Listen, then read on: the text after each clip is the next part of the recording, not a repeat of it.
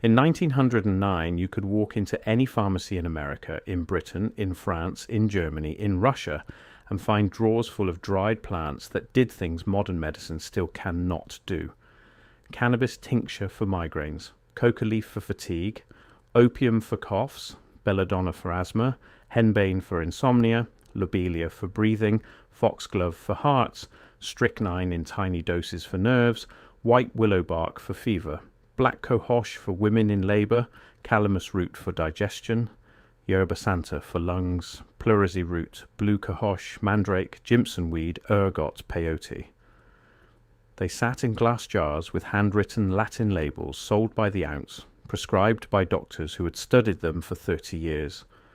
By 1930, almost every one of them was gone, not because they stopped working, not because they killed people, but because a single report, paid for by a single foundation, decided that they did not belong in the new medicine. The report was called the Flexner Report. It is the document that built the world you live in.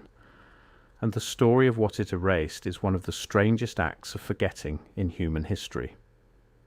If you find yourself drawn to the parts of history that someone scrubbed from the textbooks, subscribe to this channel. Every week we dig into what the official story will not tell you. Hit the bell so you do not miss the next one.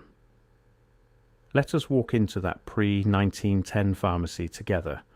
The smell hits you first. Dried sage, crushed eucalyptus, the metallic tang of dried bloodroot, the sweet rot of valerian, the cool menthol of pennyroyal.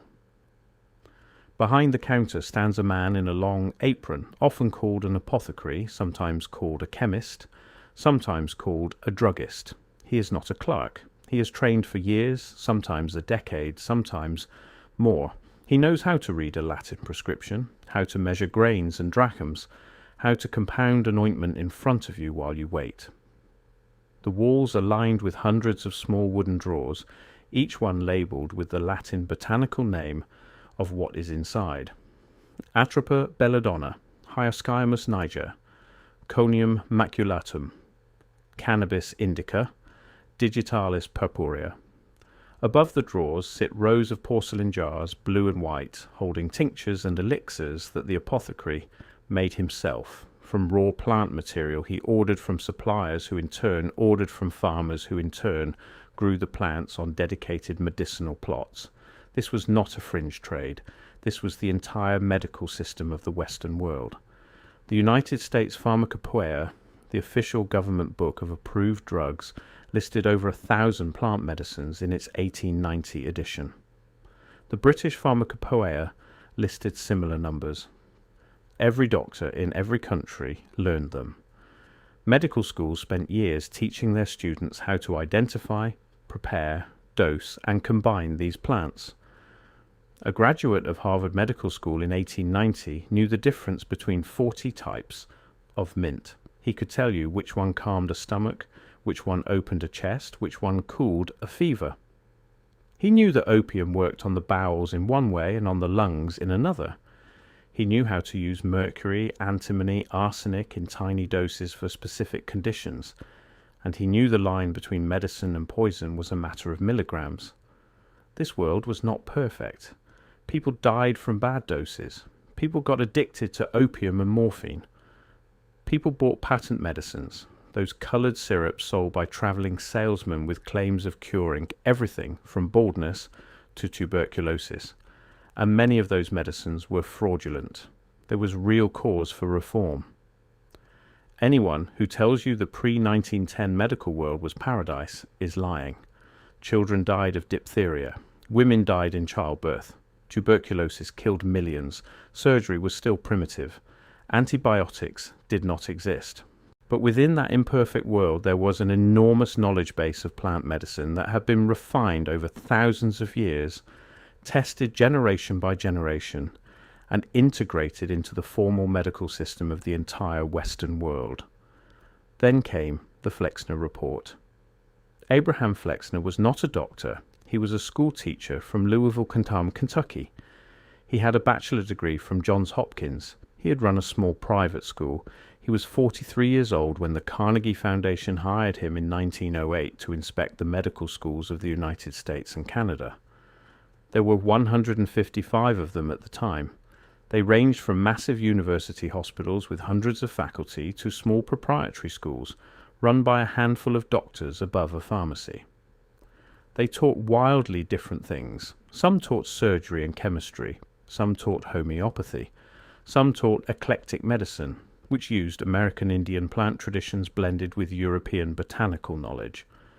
Some taught osteopathy, some taught naturopathy, some taught what was then called regular medicine, meaning the European pharmaceutical tradition. It was a chaotic, varied, competitive ecosystem.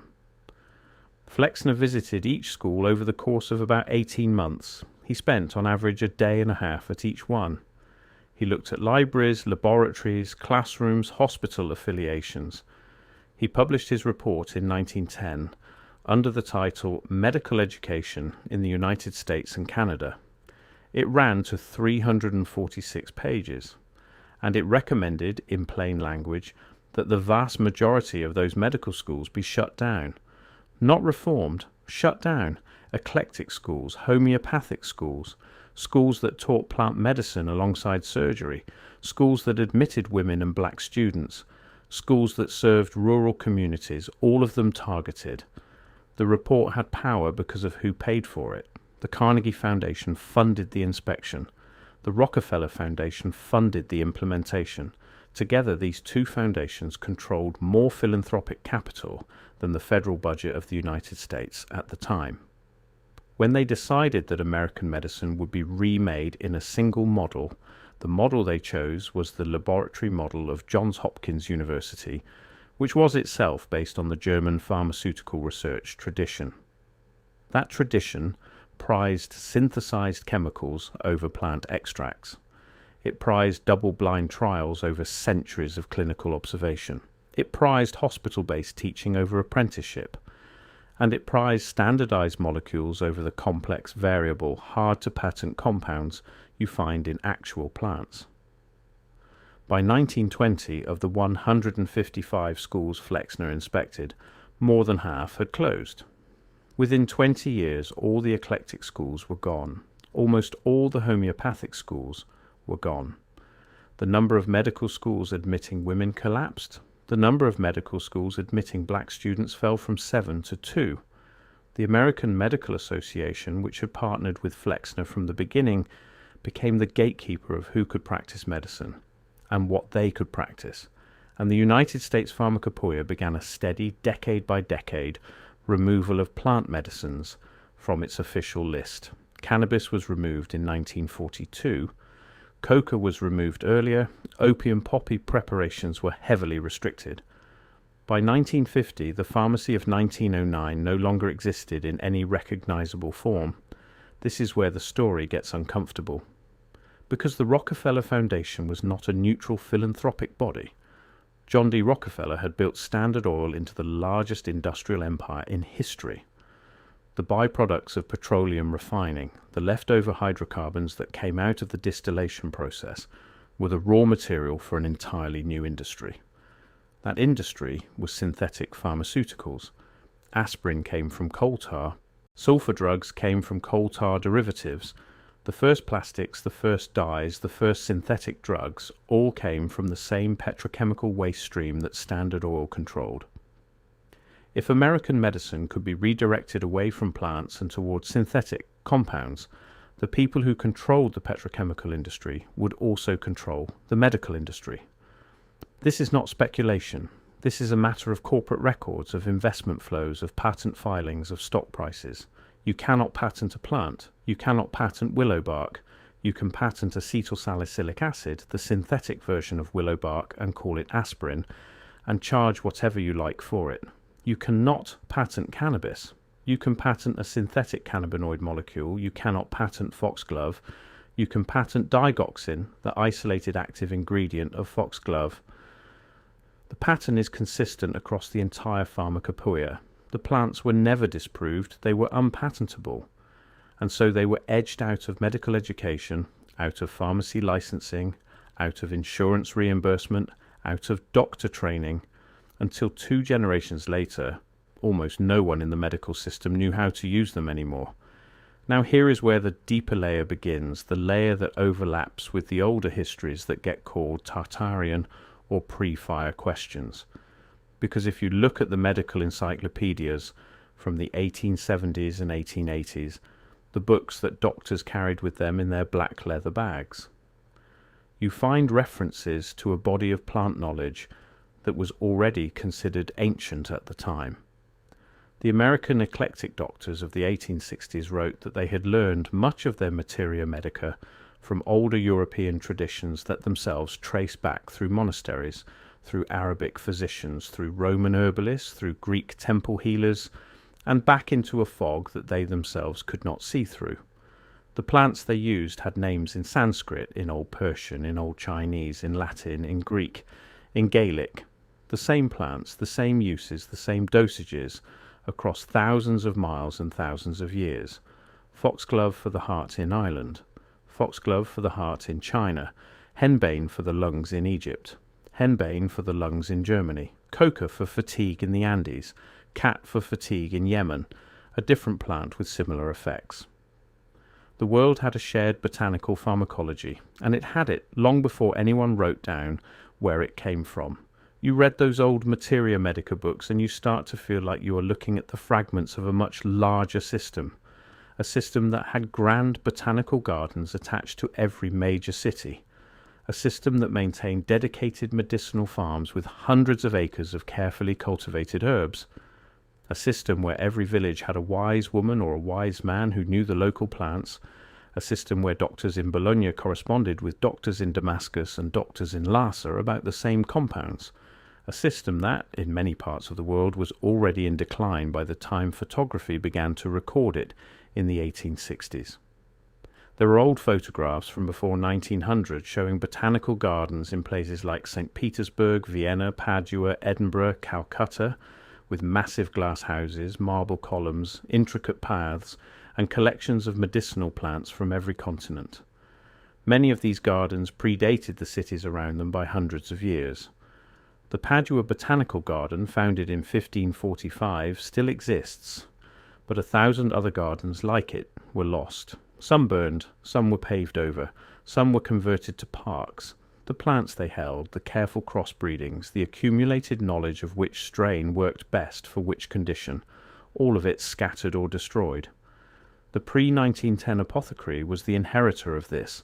The bottles on his shelf carried Latin names because Latin was the universal scholarly language of a system that had once stretched from Spain to Korea. The grains and drachms he measured in came from Roman weights. The very shape of the apothecary jar, the porcelain blue and white, came from Chinese porcelain traditions imported through Persian and Italian traders. Every element of that pharmacy carried the trace of an older, larger network of medicine that had been operating in some form for at least 2,000 years. And then in a single generation, between 1910 and 1940, it was demolished. Consider what was lost. Cannabis was a standard medicine for migraine, for menstrual pain, for sleep, for nausea. American doctors prescribed it without controversy from 1850 onward. The Eli Lilly Company sold cannabis tincture by the gallon. The Park Davis Company sold cannabis cigarettes for asthma. By 1937, the Marijuana Tax Act made it nearly impossible to prescribe.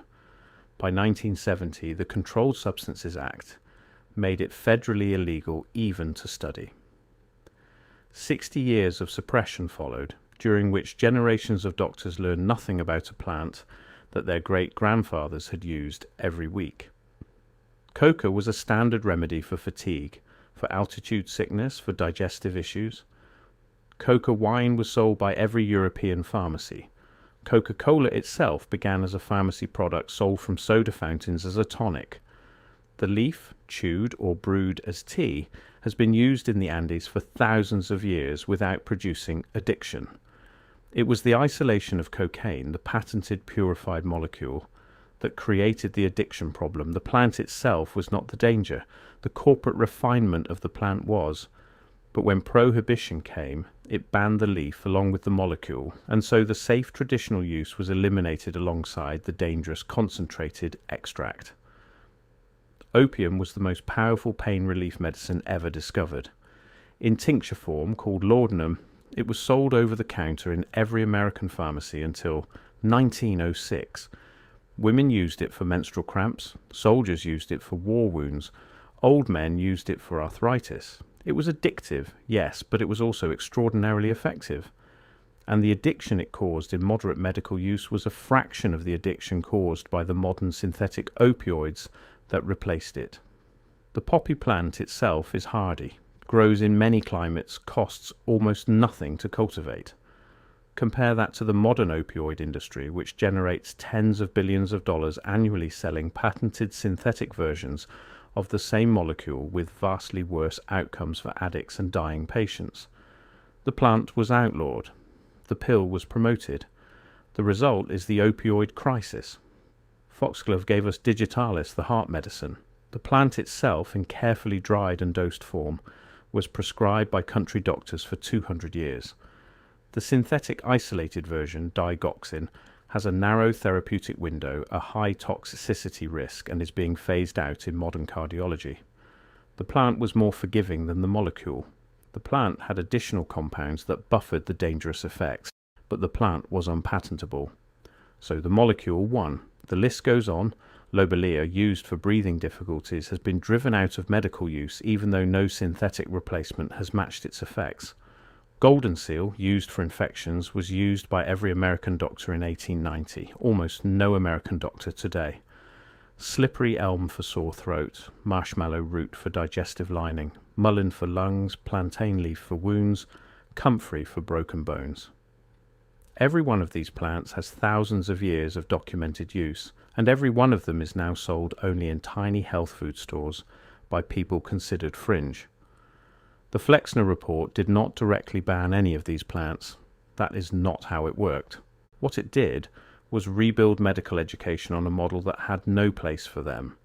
New doctors did not learn how to use them. New pharmacies did not stock them. New textbooks did not mention them. Insurance companies did not reimburse for them. Government regulators created barriers that made them legally risky to prescribe. Within 30 years, a whole branch of medicine that had been mainstream for thousands of years was gone, and the doctors trained in the new system did not even know what was missing. They had been taught that the old way was unscientific superstition. They had no living teachers who could show them otherwise. This is the strange and terrible part. The knowledge was not destroyed by force in most cases. It was destroyed by a generation simply not being taught. The last eclectic medical school in America, the Eclectic Medical Institute of Cincinnati, closed in 1939. With it went the last formal training in American botanical medicine. The libraries went to private collectors. The professors retired. Their students entered other professions. Within 20 years, no one in mainstream medicine remembered how to compound a cannabis tincture or measure the proper dose of belladonna for an asthma attack. The chain of transmission was broken in a single generation. What grew up in its place was the modern pharmaceutical industry. The Rockefeller Foundation continued to fund medical schools, but only those that taught the new model. By 1950, a doctor who wanted to graduate from any major American medical school had to learn about synthetic drugs, about petroleum-derived compounds, about laboratory chemistry. He learned nothing about plants. By 1970, prescribing an herbal medicine could cost a doctor his license. By 2000, the American medical system spent more money on pharmaceutical drugs per person than any country in history, while ranking near the bottom of developed nations for actual health outcomes. This is the system the Flexner Report built. It is the system you live in today. It has produced real wonders: antibiotics, insulin synthesis, cancer chemotherapy, surgical anesthesia, real triumphs that the old apothecary system could not have produced. No one denies this. But it has also produced an epidemic of chronic disease, of addiction, of iatrogenic injury, of treatments that mask symptoms while creating new dependencies. And it has done all this while the older knowledge sits in dusty volumes on library shelves waiting for someone to remember it. Some of that remembering is starting. In the past decade, cannabis has been partially restored to medicine, though not in plant form. Psilocybin, found in mushrooms used by indigenous healers for thousands of years, is now being studied for depression. Ketamine, a synthetic cousin of older anesthetics, is being used for trauma. Researchers are looking again at ergot derivatives and at peyote alkaloids, at compounds in plants the Flexner Report wiped off the curriculum. But the rediscovery is happening in fragments, through pharmaceutical patents, through corporate research grants. The plants themselves still cannot be prescribed in their original form by most doctors. There are still places where the old knowledge survived. The German pharmaceutical tradition, despite producing aspirin and morphine, never fully abandoned its plant roots. German pharmacies today still carry hundreds of botanical preparations that no American pharmacy would recognize. French herbalists, called herbaristes, were licensed until 1941, when the Vichy government abolished the profession, and the prohibition has never been lifted. In Switzerland, in Austria, in pockets of Eastern Europe, the old tradition persists. In India, the Ayurvedic tradition has its own surviving plant pharmacy. In China, traditional medicine was nearly destroyed by the Cultural Revolution, but has since been rebuilt. The Tibetan medical tradition was scattered when China invaded, but has been reconstituted in exile in India. Every one of these surviving traditions points back to something older, to a network of plant knowledge that was once shared across the entire Eurasian landmass and beyond, to gardens that were maintained for centuries, to physicians who corresponded across borders, to monasteries and temples and lodges that kept written records of which plants did what, to a world that was already in decline by the time the Flexner Report was commissioned, but had not yet been fully erased. The pre-1910 apothecary, the one with the Latin labels and the porcelain jars, was the last visible expression of that older world in mainstream Western life. He was already a holdover from a system that was dying. His grandfather had probably trained him in compounds that were already considered old-fashioned in the 1870s. The Flexner Report was the death certificate, not the cause of death. The cause of death was the rise of an industrial pharmaceutical model that needed unpatentable plants out of the way so that patentable molecules could take their place. And so when you walk through a modern pharmacy today, look at what is on the shelves. Synthetic acetaminophen instead of willow bark, synthetic dextromethorphan instead of mullein and pleurisy root, synthetic loperamide instead of blackberry root, synthetic antihistamines instead of butterbur and nettle. Every plant has been replaced by a chemical analogue that someone owns. The plants still grow in fields and forests around the world, the same plants that healed people for thousands of years. They are just not in the pharmacy anymore. They are not in the doctor's office. They are not in the medical school. They were removed, one report at a time, one school closure at a time, one curriculum revision at a time, by people who understood exactly what they were doing. The Flexner Report is publicly available. You can read all 346 pages online. It does not hide what it intends. It states openly that the goal is to consolidate medical education under a single model, to close schools that teach competing traditions, to professionalize doctors as employees of large institutions, and to align American medicine with German laboratory science. It says all of this in plain language. The genius of the operation was not secrecy. The genius was that it succeeded so completely that within 50 years no one remembered there had ever been another way. The plants are still here. They still grow. Cannabis still grows wild in many states. Foxglove still grows in old English gardens. Coca still grows on the slopes of the Andes. Poppies still grow in fields in Afghanistan and Turkey. Henbane still grows by the roadsides of Europe. Mullein, plantain, comfrey, slippery elm, golden seal, every one of them still grows. The knowledge of how to use them survives in old books, in surviving traditions, in the memories of grandmothers in remote villages, in the practices of indigenous healers who were never brought into the system that erased them. What was lost was not the plants. What was lost was the integration. The system that connected the plants to the doctors, to the patients, to the pharmacies, to the schools, to the universities, to the books, to the history. That system was dismantled deliberately by people who profited from the dismantling and replaced with a system that profits from a different kind of medicine. Whether that new medicine is better or worse than what came before is a question that depends on what you measure. If you measure infectious disease deaths, the new medicine wins. If you measure chronic disease, mental illness, addiction, autoimmune disorders, infertility, all the things that did not exist or were rare before 1910, the answer is less clear. If you measure the breadth of human medical knowledge, the new system is a desert compared to the forest that came before. The Flexner Report was published in 1910. The system it built is over a century old. It is starting to crack. People are looking back. They are reading the old materia medica. They are growing the old plants. They are rediscovering compounds that were never improved upon. Whether the old system can be restored is unknown. Whether the new system can be reformed is unknown.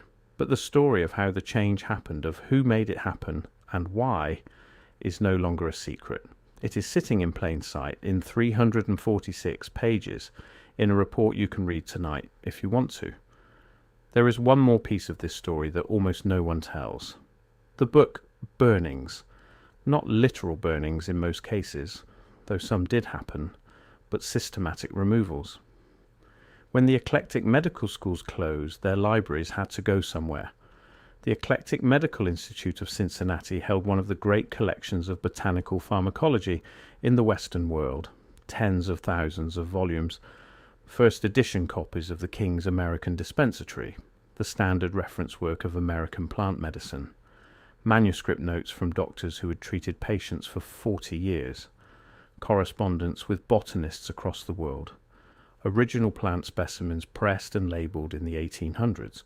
When the school closed in 1939, most of that collection was simply thrown away. Local historians have estimated that less than 10% survives in any form today. The same thing happened at homeopathic schools, at women's medical colleges, at the black medical schools that Flexner specifically recommended for closure. Libraries that had taken half a century to build were dispersed in weeks. A similar erasure happened to the catalogues of the great American pharmacy supply houses. Companies like Lloyd Brothers, Park Davis, Eli Lilly, Squibb all began as compounders of plant medicines. Their early catalogues from the 1870s through the 1910s are extraordinary documents. They list hundreds of botanical preparations with specifications for plant origin, harvest time, drying method, extraction solvent, concentration ratio, dosage for adults, dosage for children, and known interactions. After 1920, those catalogues shrink steadily. By 1950, the same companies are selling almost exclusively synthetic compounds. The botanical departments were dismantled. The senior compounders retired. The specialized equipment, the percolators, the maceration tanks, the drying rooms was scrapped or repurposed. A whole industrial infrastructure of plant medicine vanished. The Sears Roebuck catalogue from 1902 offers a strange window into what was once normal. You could order by mail, sent to your farmhouse anywhere in America, opium tincture for 10 cents an ounce, cannabis extract for 15 cents, cocaine drops for toothache, belladonna plaster, quinine. The catalogue assumed the head of the household could read a Latin label and follow a dosing instruction. This was normal in 1902. It would be unthinkable today, not because people have grown less capable, but because the system that taught such literacy has been dismantled. That is what was on the shelves before 1910. That is who took them down. That is why they have not come back. Healing plants every pharmacy sold, and the report that banned them all is not a conspiracy theory. It is documented corporate history. The only mystery left is why the so few people seem to know.